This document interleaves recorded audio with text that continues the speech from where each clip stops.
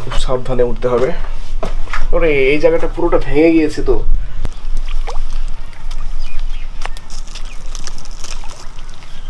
কে একটা মাছ ধরেছিল এখানে, হ্যাঁ, কেটেছিল, সে সঙ্গে সঙ্গে মারা গেছে। আচ্ছা, সেই পথ থেকে আর কেউ মানে না, এই পুকুর কে মাছ, অনেক বড় বড় মাছ আছে এখানে। মানে এখানে অনেকে দেখছি আসছে বিস্কিট হ্যাঁ, খাচ্ছে। বিস্কুট খাওয়াচ্ছে।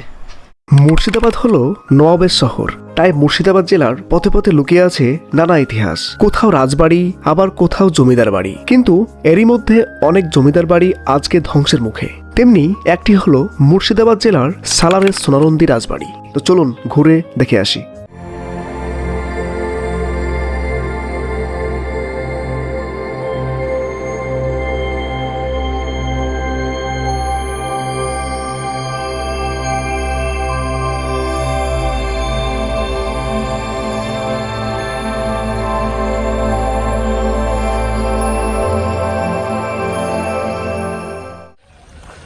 সো আজকে সোনারন্দি রাজবাড়িতে প্রবেশ করব এবং সেখানকার ইতিহাস সম্বন্ধে আলোচনা করব, পুরো জায়গাটা এক্সপ্লোর করে দেখাবো। তো সঙ্গে থাকুন। তো আমি এবং আমার বন্ধু আলাহিম আমরা দুজনে মিলে চলে আসলাম এই সালারের সোনারন্দিতে। তো চলুন যাওয়া যাক।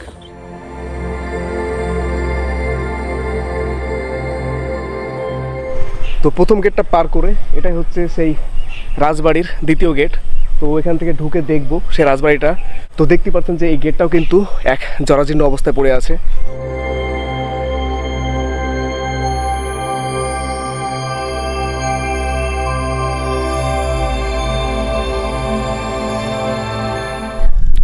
সো ফ্রেন্ডস, রাজবাড়ির গেটে ঢুকতেই দেখতে পাচ্ছি পুরো এক জরাজীর্ণ অবস্থা, কখন ভেঙে পড়বে বলা যায় না। তো দেখুন সেই সময়ের কারুকার্য, সত্যি অবাক লাগছে। এই মুর্শিদাবাদ জেলার আরও একটি রাজবাড়ি। সো ফ্রেন্ডস, আমি কিন্তু গেট থেকে ঢুকেই দেখতে পাচ্ছি এই সেই জরাজীর্ণ বাড়ি, পুরোটাই ধ্বংসাবশেষ। আর এই যে উঁচু যে মিনারের মতো দেখা যাচ্ছে, তো এটা কিন্তু ওয়াচ টাওয়ার। তো উপরে উঠবো, এখানে কিন্তু সিঁড়ি আছে, রাউন্ড করে সিঁড়ি তৈরি করা আছে। তো সেই সিঁড়ির উপর উঠবো, উঠে দেখবো যে সেখানে এই যে রাজার ওয়াচম্যানগুলো ছিল, তো তারা কীভাবে দেখাশোনা করতো, এই রাজবাড়িটাকে কীভাবে দেখতো, তো সেটাই দেখবো। তো চলুন যাওয়া যাক। কি এক জঙ্গল, আমি জানি না এখানে কোনো জন্তু থাকতে পারে, সাপ থাকতে পারে, আমাকে খুব সাবধানে হাঁটতে হবে। দেখুন কি এক জরাজীর্ণ অবস্থা, কখন ভেঙে পড়বে বলা যায় না। এই দেখুন পুরোটা ভেঙে গিয়েছে। এই দেওয়ালটা যদি ভেঙে যায় তাহলে কিন্তু পুরোটা মাথার উপর পড়বে। সেই সময়ের কারুকার্য। তো এই সোনারন্দি রাজবাড়ির এই যে ওয়াচ টাওয়ার আছে, তো এই ওয়াচ টাওয়ারের এই যে গেটটা দেখা যাচ্ছে, এটা তো পরবর্তীতে ভাঙা হয়েছে, বাট এতটুকু গেট দিয়ে সেই সময়ের যে ওয়াচম্যানরা ছিলেন, তো তারা কীভাবে ঢুকতেন আমি জানি না। তবে আমি ঢুকতে পারবো কিনা আমিও সঠিক বলতে পারছি না, তবে ঢোকার চেষ্টা করব এবং ঢুকে উপর দিকে উঠে পুরোটা দেখানোর চেষ্টা করব। সঙ্গে থাকুন। তো দেখি ভিতরটা ঢুকতে পারছি কিনা। এতটুকু জায়গা দিয়ে আমাকে ঢুকতে হবে, আর এই ভিতরে সিঁড়ি দেখতে পাচ্ছি, জানি না ভিতরে কি আছে। চলুন যাই।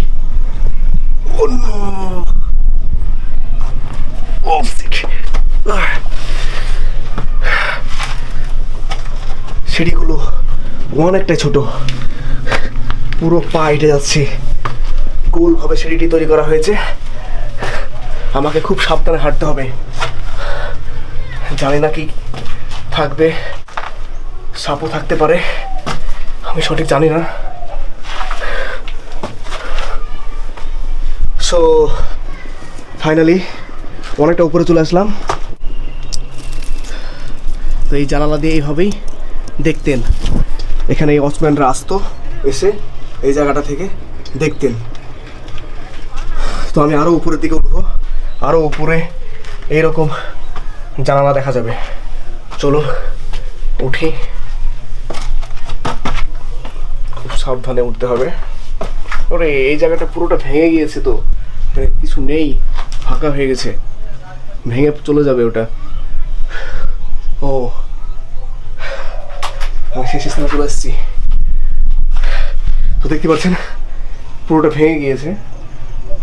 সেই সময়ে এই জায়গাটায় ওয়াচম্যানরা এসে এইগুলো লক্ষ্য করতেন। এই যে পুরো দেখা যাচ্ছে খোলা জানালা,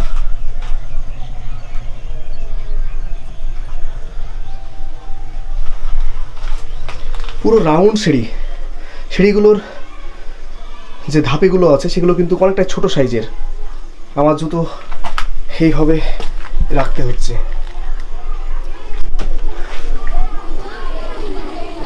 তো আমি এখন নেমে পড়বো, কখন ভেঙে যায় বলা যায় না। সো আমি নেমে পড়ছি।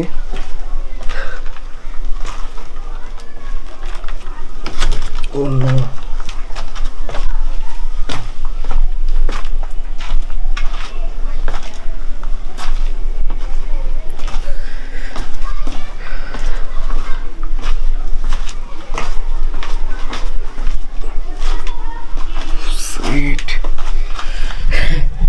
এই দেখুন কতটুকু গেট।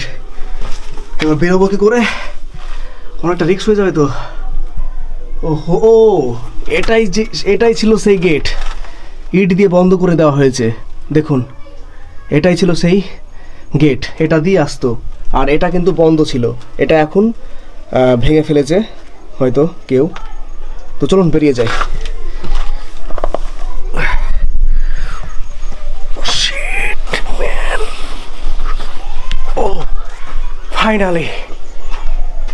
ফাইনালি বেরিয়ে বসলাম। ও, এই চুন সুড়কির বাড়িতে উঠতে ভীষণ ভয় লাগছিল, কিন্তু সেই সময় তৈরি আর সেই সময়ের কারুকার্য কতটা সুন্দর দেখুন, কি এক ডিজাইন। তো আমি যতগুলো রাজবাড়ি ভিডিও করেছি, তো প্রায় প্রত্যেকটা রাজবাড়ির কিন্তু গঠন বা ডিজাইন যেটাই বলি না কেন প্রায় মিল রয়েছে। তো সেই সময়ের কারুকার্যগুলো এইরকমভাবেই তৈরি হতো। এই যে রাউন্ড করে সেই গেটগুলো থাকতো, অনেকগুলো গেটের সমাহার দেখতে পাচ্ছি। কাঠের বর্গা দিয়ে ওপরে প্লেট বসিয়ে সেই সময় ছাদ তৈরি করতো। তাহলে ভাবুন সেই সময়ের মানুষ কীভাবে এই ঘরগুলো বানিয়েছে। তো চলুন এবার সোনারন্দি রাজবাড়িটি দেখাবো, এবং সেটা কতটা বড় এবং এখন কেমন অবস্থায় আছে সেগুলো দেখাবো। তো চলুন যাই। দেখতে পাচ্ছি ডান দিকে এই যে সাদা বিল্ডিংটা আছে, তো এটা হচ্ছে সেই অনাথ আশ্রম। এখানে বাচ্চারা থাকে, যাদের কেউ নেই তাদের কিন্তু এখানে দেখাশোনা করে থাকে। দেখুন এখানে অনেকগুলো কিন্তু ছেলেপেলে আছে, এবং এটা স্কুলের মতো থাকে, খাওয়া দাওয়া করে, পড়াশোনা করছে এখানেই। তো সানন্দ ধান অনাথ আশ্রম এখানে লেখা আছে। তো দেখতে পাওয়া যাচ্ছে যে অনেক ছেলেরা কিনে বেড়াচ্ছে। সো এই যে আশ্রমটি আছে, তো এই আশ্রমটিকে নিয়ে আমি একটা আলাদা ভিডিও করব, তো আপনারা সঙ্গে থাকুন। তো নেক্সট পর্বে দেখতে পারবেন এখানকার আশ্রমের ভিতরে কীভাবে থাকে, তো সেইগুলো নিয়ে একটা পার্ট করব। তো সঙ্গে থাকুন। তো চলুন এখন আমি সরাসরি যাব সেই সোনারন্দি রাজবাড়িতে, এবং সোনারন্দি রাজবাড়িটা এক্সপ্লোর করে দেখাবো। তো সঙ্গে থাকুন। তো এগুলো সেই জরাজীর্ণ এক ঘর। তো এই গেটটা দিয়ে চলে আসলাম, এটা পরবর্তীতে তৈরি করা হয়েছে। তো দেখুন ওই যে আশ্রমটি আছে, সেই আশ্রমটিও কিন্তু একটি এই সোনারন্দি রাজবাড়িরই অংশ। তো ট্রাস্টে চলে গেছে। এই হচ্ছে সেই সোনারন্দি রাজবাড়ি।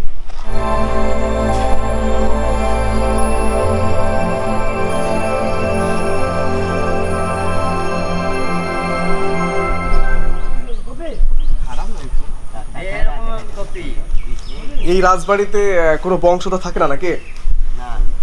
কোনো বংশধর নেই, একজন রানী নাকি থাকতো তাই বলছিল। এখানে থাকে না, সে কাটা আছে। কোথায় থাকে? আপনি আছে বাড়িতে বিরক্ত হতে লোবোটা কি কোন নিলাম কাটোয়াতে থাকে।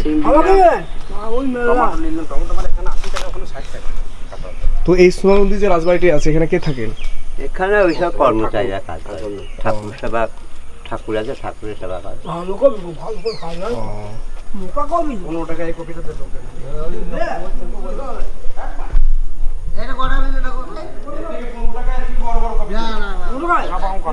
ওখানে একটি মন্দির দেখতে পাচ্ছি, আর এই সেই এরিয়া নিয়ে এখান থেকে পুরোটা ঘুরে দেখালাম। আর এই হচ্ছে আশ্রম। তো এগুলো সব এখন ট্রাস্টে চলে গেছে। কি এক জরাজীর্ণ অবস্থা। এখন চতুর্দিকে নবান, এখন কাটা দিলে হবে না আবার। তো এখানকার মানুষজন বলছে যে এখানে কোনো পরিবারই বসবাস করেন না। একজন রানী থাকতেন, বাট এখন তিনি কাটুয়াতে থাকেন, এটাই শুনলাম।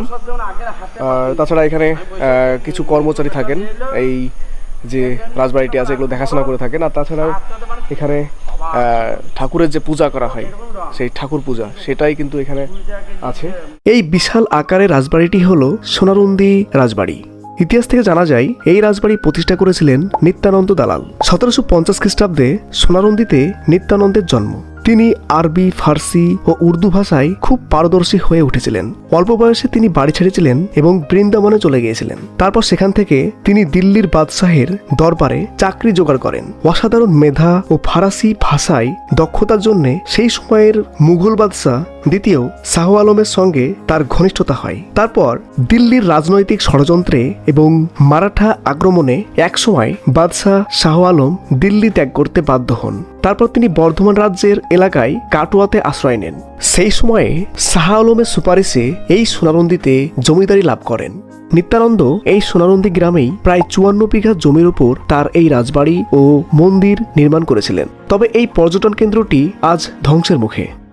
অবশেষ যে ধ্বংসাবশেষ, এই সেই রাজবাড়ি, অনেকটা এরিয়া নিয়ে কিন্তু আরও এইদিকে আছে কিছু অংশ। আর এই রাজবাড়ির এখানে একটি পুকুর রয়েছে, তো সেখানে কিন্তু অনেকগুলো মাছ আছে, সেগুলো দেখাবো। তো চলুন দেখাচ্ছি।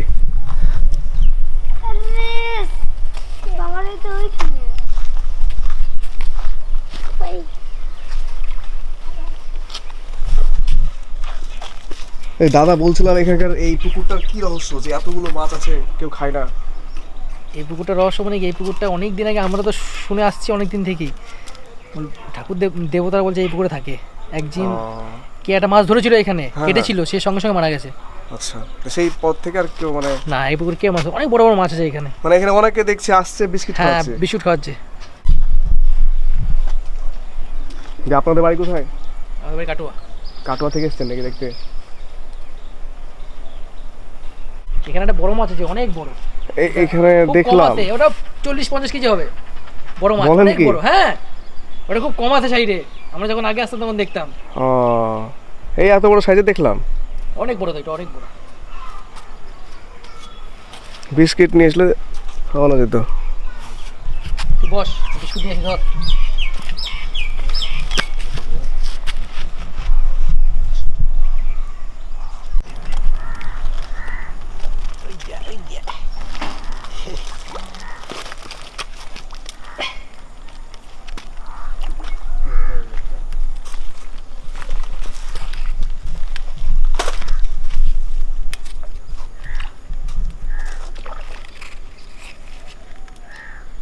এই দেখো, কত বড়, দেখ কত বড়, দেখ। বিশাল বড় ওটা।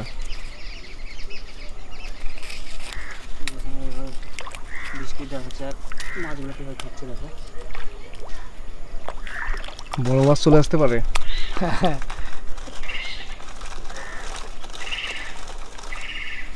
এই সোনারুন্দি রাজবাড়ির শেষ অংশে আছে একটি পুকুর, যা রহস্যে ঘেরা। এখানকার লোকেদের মুখ থেকে যা শুনলাম তা আমি হতবাক হলাম। বহু বছর আগে এই পুকুর থেকে একজন জেলে মাছ ধরে খেয়েছিলেন। সেই মাছ খাওয়ার পর মুখ দিয়ে রক্ত উঠে মারা যান। তারপর এই পুকুর থেকে কেউ মাছ ধরে না।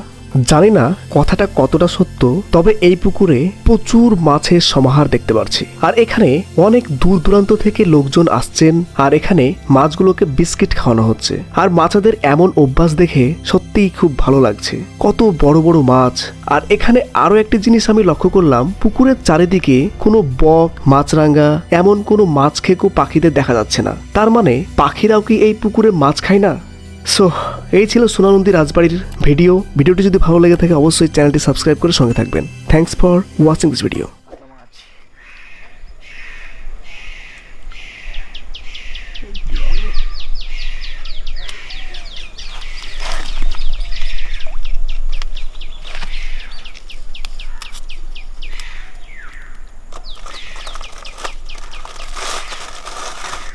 এই তো বড় মাছটা চলে এসছে।